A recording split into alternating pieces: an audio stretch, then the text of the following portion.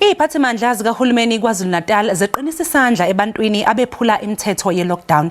Namhlanje kubanjwe izivimbamgwaqo ezingxenyeni zedolobha iTheku nezindawo ezilakhele. Kuboshwe abantu abangaphezulu kwekhulu nokwenza isibalo sabantu asebeboshiwe selokhu kuqala ilockdown sabangaphezulu kweinkulungwane eziyishumi.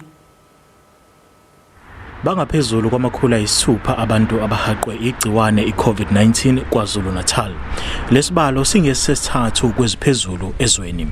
Bekumatasa ke emgwaqeni yaseThekwini kusukela ekuseni namhlanje abashayeli belibangise ezindaweni ezehlukene.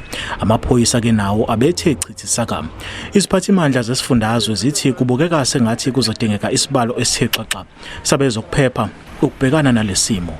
We don't have enough capacity even if things are normal. So let alone for such a situation.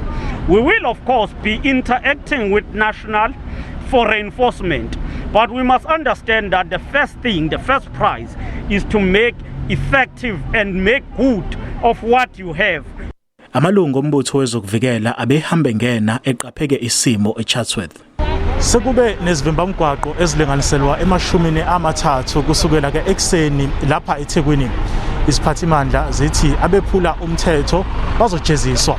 Kuzoqhubeka ukubonakala kwabezinhlaka zokuphepha kwezwe kulezi insuku ezizayo. NginguSimphiwe Makhanya wezindaba ze SABC.